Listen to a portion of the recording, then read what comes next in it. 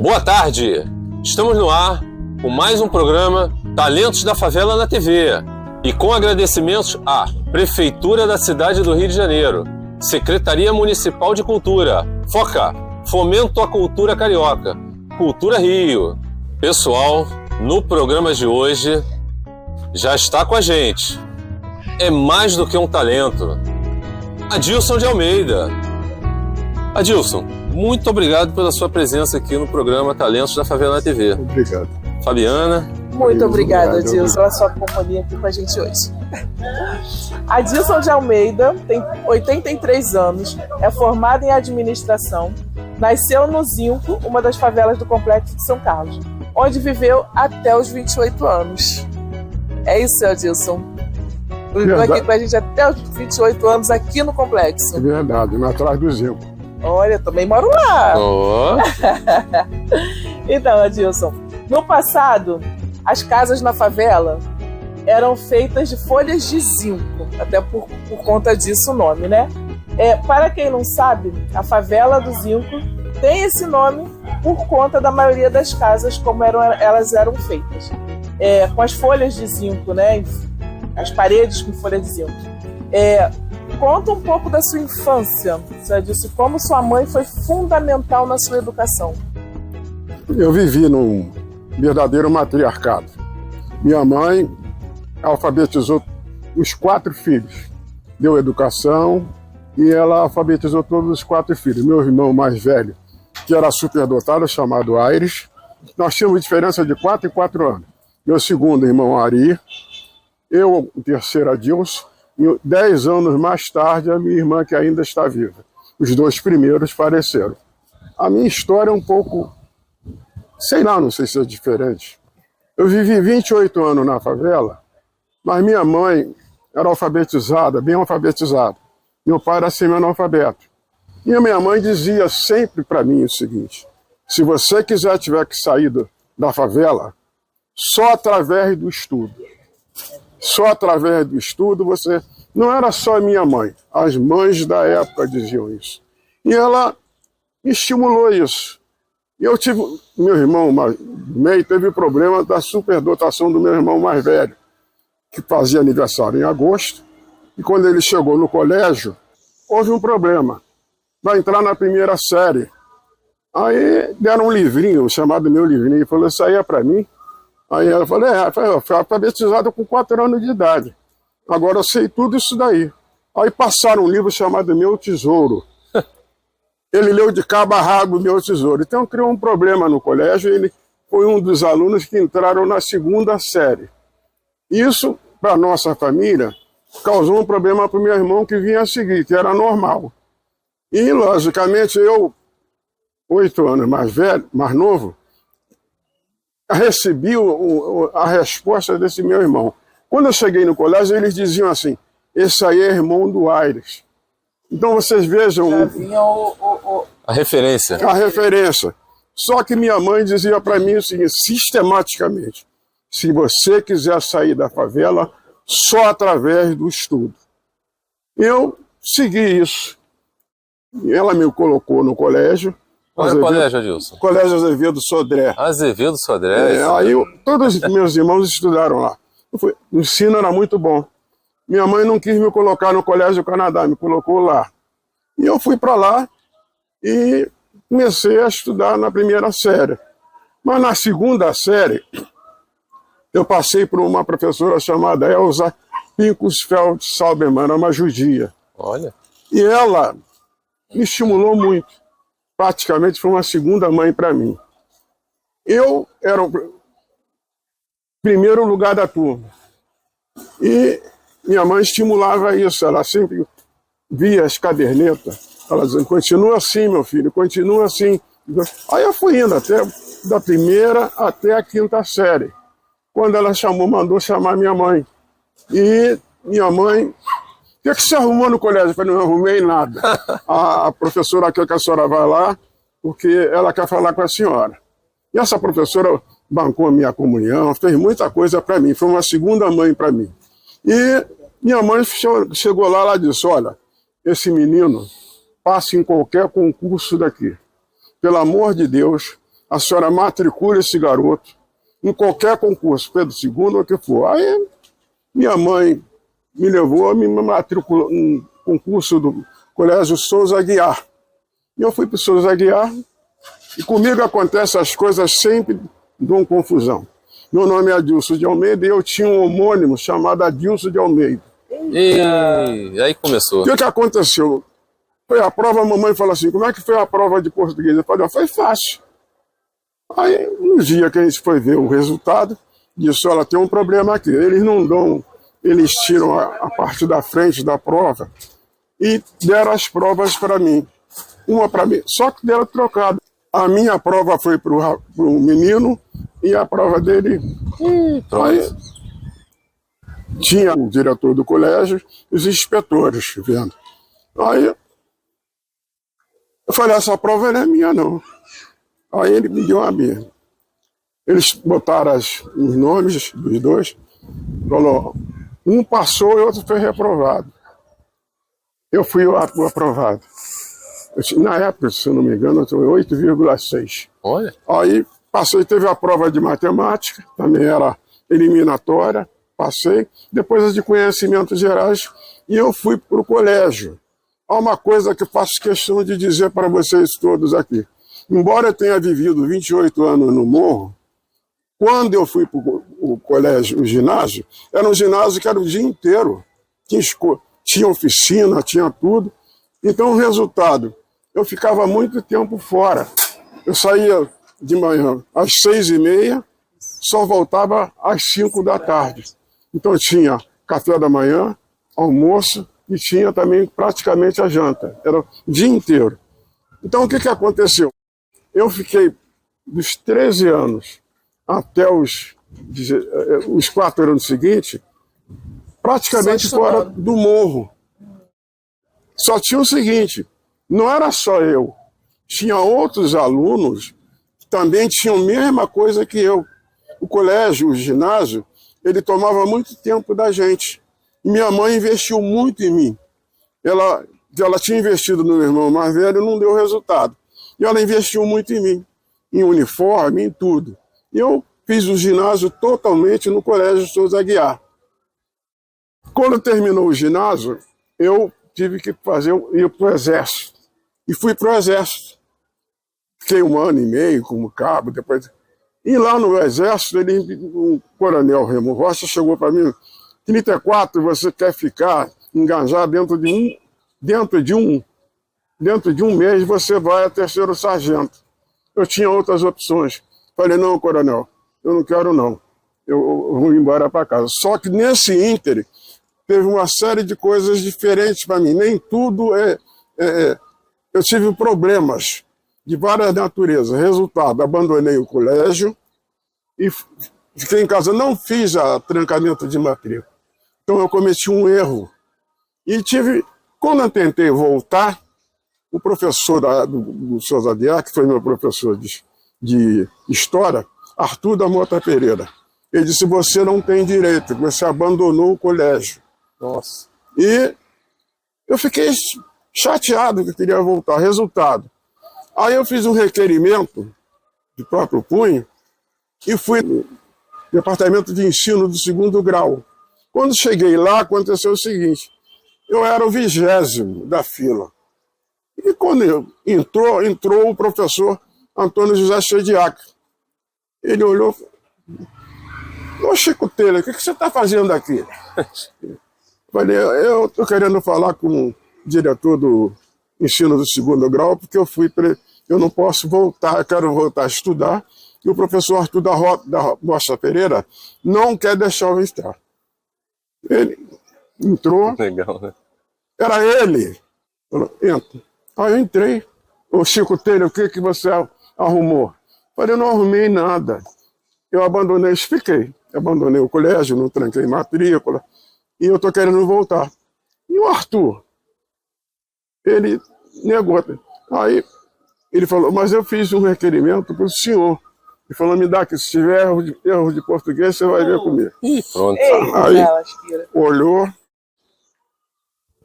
não tem erro de português não.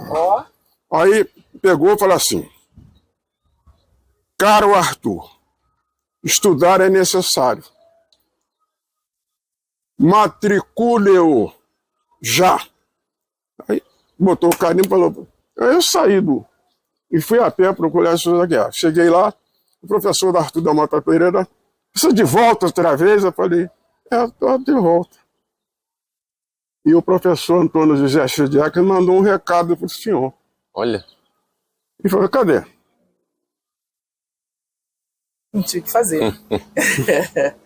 Mandou matricular, e eu me matriculei novamente. Fiz o curso clássico no Colégio Souza Guiar. E aí fez um teste vocacional para saber o que eu ia fazer. Eu tinha vontade de ser advogado e professor de história. Deu. Estão gostando? Então, vamos ao intervalo e voltamos já já.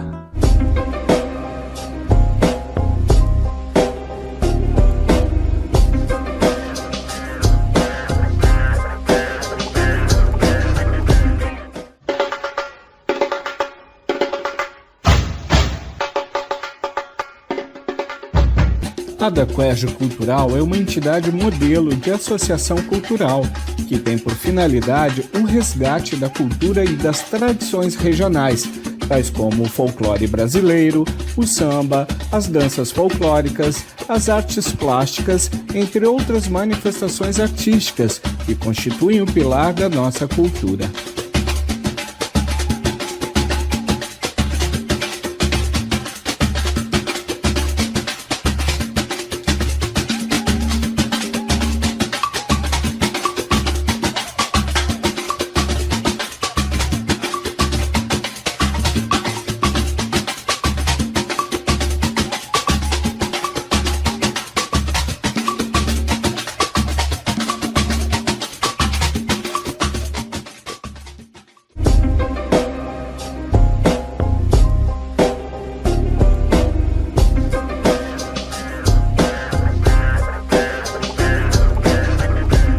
É isso aí, pessoal.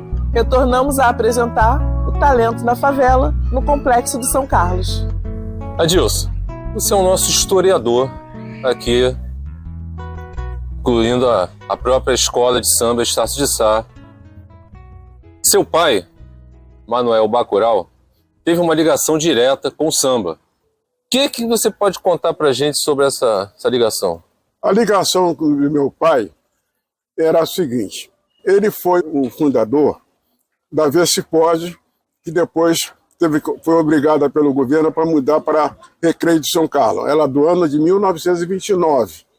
Olha. Mas havia uma escola verde-rosa no alto do morro, chamada Cada Ano Sai Melhor. Ela era um ano mais velha do que o Vê-se-Pode. A Cada Ano Sai Melhor era nas cores verde-rosa. O que aconteceu? Essas duas escolas, elas existiam na mesma época em que havia a Deixa Falar. E muitas vezes pensa que só existia o Deixa Falar. O Deixa Falar era do lado de baixo, mas no alto do morro existiam duas escolas. O Vê-se-Pode e o Cada Ano Sai Melhor. O Vê-se-Pode de 1929 e o Cada Ano Sai Melhor no ano de 1928. O que aconteceu? Meu pai, junto com o José Coelho, percebeu o seguinte: houve a união do Salgueiro, as três escolas, e deu o acadêmico do Salgueiro. E o papai, junto com o Coelho, falou assim: por que nós não nos unimos? E no alto do morro tinha uma escola chamada Paraíso das Morenas, de 1947. Cadê a chimbinha? Resultado: as três escolas de samba, sugerido por papai e o Coelho, fomos para o alto do morro. Na época eu tinha 16 anos, isso eu sei tudo porque eu assisti. E chegando lá, houve uma reunião, botaram umas tábuas, etc., lá no alto do morro. E a proposta foi a seguinte: não é hora da gente fazer a nossa união, que nós temos três escolas de samba, a gente compete entre nós. O morro tem uma estratificação. A primeira escola de samba, quer dizer, a que estava mais baixo no atrás do Zinco, era a Vê-se-Pode, Recreio de São Carlos. Mais acima, perto da caixa d'água, existia Cada Ano Sai Melhor, que é a mais velha. Então, E o Paraíso das Morenas, o nome, era no Altinho, lá mais alto. Então, o que aconteceu? Houve a reunião, mas nessa reunião tinha os pelegos dos sindicatos. O que eu estou falando de pelego de sindicato? Gente que tinha o costume de derrubar e vivia à margem, nas tetas vamos dizer assim, do sindicato. E eles começaram a peitar o grupo daqui de baixo. Aí, aquela confusão, meu pai falou assim com ele: tá difícil da gente virar esse jogo. Mas, essa palavra. Pois não. Queria fazer o seguinte: nós estamos aqui na rua Major Freitas, a sede do Cada Ano é ali. Eu sugiro que o presidente da Escola de Samba Nova seja o Valdemiro Ribeiro. As cores eram azul e branco, então, muita discussão, saiu azul e branco. Aí o Valdemiro Ribeiro será o presidente. E a sede da Escola de Samba vai ser aqui, na rua Major Freitas, onde o Cada Ano sai melhor. Não teve jeito. Resultado, conseguiu-se a concretizar tudo. Eu, como filho, estou falando, fiquei revoltado. Aí desci com o papai, com o seu Brito, a turma de cá de baixo, e tinha tudo chancelado. Eu falei: papai, isso é uma pergunta. Nós perdemos tudo. Eu falei: como? A sede vai ser aqui em cima. Eu falei: meu filho, você vai ter que aprender muito. Em determinadas coisas a gente tem que ceder. Se eu não faço essa jogada, não havia união. Então, hoje nós estamos unidos. Nas cores, você já viu a dificuldade que foi para escolher a cor, para escolher o nome da escola de samba, de tudo. Você imagina se a gente fosse naquela toada dos outros. Então você aprende uma coisa que eu vou te dizer para sempre: a ira gera ira. Quem tem razão não grita. Quem tem razão propõe, dialoga. Estou falando isso porque eu aprendi isso cedo com meu pai. Não sei onde ele aprendeu isso, mas ele passou isso para mim. Entende? E, evidentemente, só para vocês terem uma ideia, como ele tinha razão, 12 anos de Unidos de São Carlos, todos os enredos vieram de cá de baixo, com José Coelho e meu pai.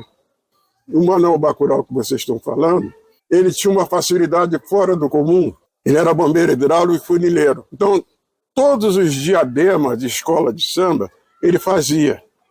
Não sei se vocês já ouviram, as baianas antigamente usavam a roupa de baixo, era uma saia que era gomada. Ele falou assim: pô, esse negócio gomado. Aí eu falei: eu vou inventar uma história diferente. E ele fez mandou fazer coisa, e ele fez 3 arcos: um arco maior, um arco médio e um arco menor.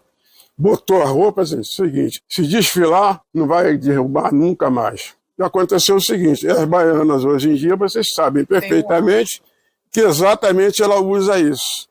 Então, isso foi uma das coisas. Uma outra coisa também importante em termos de escola de samba. A nossa escola de samba, a Vespós, era lá de baixo, atrás do zinco. E ali, os instrumentos nossos eram feitos lá. Nono foi diretor de bateria do Deixa Falar. Ele trouxe 16 componentes e ele fazia a bateria todinha lá. Como? Com o resto da Companhia Federal de Fundição. Adilson, Dominguinho do Estácio já entoava: Estácio é o meu amor, Estácio é minha paixão, Estácio mora no meu coração. O que é Estácio de Sá para você? Vou repetir uma frase que eu já falei algum tempo atrás. Estácio de Sá é a minha segunda pele. Em 1965 foi a escola, foi campeã no grupo 3. Em 1967 no grupo 2. E ela subiu para o grupo especial. Então por isso que ela é a minha segunda pele. Eu sempre vivi no meio de escola de samba. Então, quando o Dominguinho falou isso aí, ele morava ali, ó. Ele era do Terreiro Grande. Dominguinho falou, evidentemente, era isso mesmo. Estácio é a paixão da gente. Que mensagem o senhor deixaria para aqueles jovens talentos que estão começando agora? A escola tem uma escola chamada Nova Geração, que era a semente do Estácio, e a Nova Geração. A Nova Geração é onde dá os talentos, novos talentos, os componentes, batedores, compositores, as pastoras. A escola de samba não morre se o matriarcado continuar. Ou seja, aquela que nos trouxe, levou no ventre, e aquela que nos educou, hoje ainda é a mulher um grande fator importante. A Dona Ivane Lara foi a primeira pessoa que conseguiu ser compositora de escola de samba.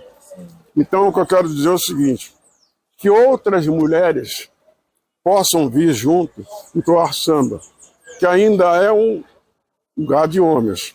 Mas, na minha avaliação, as mulheres têm competência suficiente para fazer samba junto, como Leci Brandão e outras. Há pais e pais, mas mães, elas são pessoas que vivem, além de nos levar no ventre, elas vão com a gente até o fim. O ela é permanente? Ela é permanente. Eu estou falando essa história, talvez para finalizar, dizendo o seguinte: mantenham as mães para que elas consigam trazer os pais. E os pais começarem a ter a responsabilidade de dizer o seguinte: esse é o meu filho ou é a minha filha, eu também tenho que colaborar. É essa a mensagem que eu posso dar. Show! Obrigada, Sr. Gilson. Muito obrigada. Essa entrevista foi maravilhosa. Foi muito bom lhe conhecer. Fora da câmera, nós conversamos um bocado e o senhor me falou várias histórias da minha família. Que eu fiquei muito feliz. Eu ainda quero conversar ainda mais com o senhor para conhecer mais histórias da minha avó, dos meus tios, do meu pai. Eu tenho muito a agradecer ao senhor estar aqui hoje com a gente. Eu que tenho que agradecer o velhinho falando histórias do passado. Só quero dizer o seguinte: esse velhinho que está aqui é proativo. Não tem que haver preconceito contra nada. Nós temos que admitir todos os movimentos. Entende? Então, por exemplo, só para dar um exemplo, a batida do funk dentro da escola de samba. Já teve e tem. Entende?